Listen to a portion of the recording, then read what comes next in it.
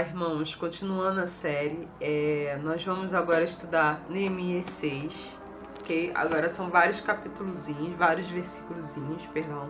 Capítulo 6, do 11 ao 13, ok? Eu vou colocar aí na tela, me acompanha aí rapidinho.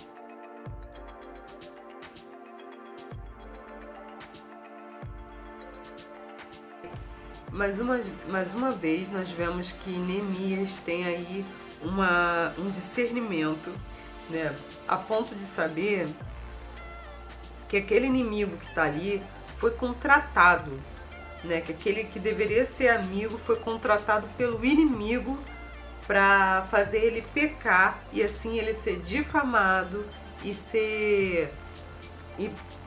por água abaixo toda a obra que ele fez, tá? Vamos ver aqui, ó. Todavia, no versículo 11, eu lhe respondi: acha que um homem como eu deveria fugir? Alguém como eu deveria entrar no templo para salvar a vida? Gente, em Provérbios vai dizer que o justo, o ímpio, ele foge mesmo não tendo ninguém seguindo ele. Tá até lá no blog isso também. Mas o justo, ele é ousado como um leão. Ele é ousado como um leão. Uma das coisas que o inimigo da nossa alma gosta muito de fazer, né, através de situações, pessoas, enfim, nos intimidar e nos colocar espírito de medo. Conforme diz no Novo Testamento, Deus não nos deu espírito de medo. Então o que acontece? Quando você abraça o medo, quando eu abraço o medo, é como se nós tivéssemos... Eu vi uma frase uma vez de uma pregadora falando isso e eu achei isso muito fera, achei isso assim espetacular. Que a fé no inimigo é o medo, né? Porque as pessoas vivem debaixo de medo de fazer as coisas, de fazer acontecer as coisas na vida delas, enfim. Por causa de quê? Por causa do medo, né? Enquanto Deus não nos chamou para ter espírito de medo, se nós formos ver os apóstolos e outras pessoas que foram perseguidas por causa do evangelho, até mesmo antes dos apóstolos, tipo Jeremias, que sofreu pra caramba, e outros profetas que morreram, né, naquela época de Jeremias e antes, de formas horríveis, porque pregavam aquilo que Deus mandou eles falar. Imagina se eles não tivessem ousadia e tivessem espírito de medo. Em quem nós nos basearíamos hoje com a vida prática junto com Deus? Em ninguém, né? Porque todos eles teriam falhado, né? Enfim. E Deus não teria sido representado nessa terra, que Deus é representado nessa terra por pessoas ousadas, tá? Temos momentos de medo? Sim, nós temos, mas nós não podemos aceitar momentos de medo. Você pode ver nessa passagem que se Neemias tivesse um espírito de medo dentro dele, ele teria arruinado todo um projeto que Deus botou na mão dele para fazer.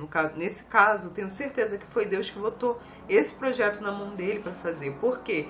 Ele ia acabar ouvindo o inimigo, olha só que coisa perigosa. Por ter medo, ele ia acabar ouvindo a voz do inimigo, ia fazer coisas que não agradam a Deus, porque não tinha nada a ver ele entrar dentro do templo, do jeito que estavam querendo fazer que ele entrasse, e ele ia ser difamado.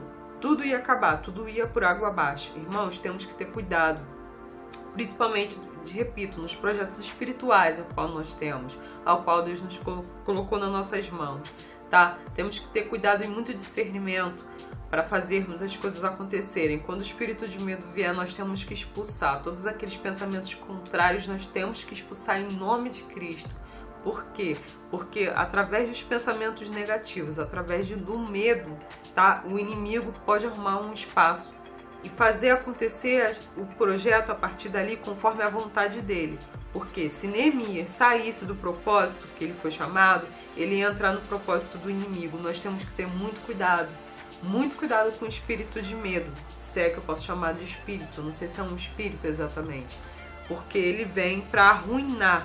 Se o medo está batendo aí, no meio do projeto que você está fazendo, você abre seus olhos, porque pode estar vindo direto mesmo do inimigo, porque tem um medo que é muito natural, que nos protege do perigo, mas tem um medo que pode ser, sim, espiritual. E nós temos que tomar muito cuidado com ele, assim como Neemias tomou cuidado, a ponto de não se tornar um covarde e de continuar fazendo aquilo que Deus mandou ele fazer até o final, amém?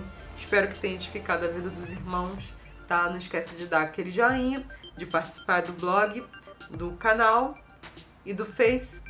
Tem Google Mais aí embaixo também, tá? E, irmãos, não vamos aceitar o espírito de medo, porque ele nos faz ouvir a voz do nosso inimigo e esquecermos da voz do Deus vivo. Não vamos ouvir a voz do inimigo, vamos ouvir a voz do Deus vivo. Amém?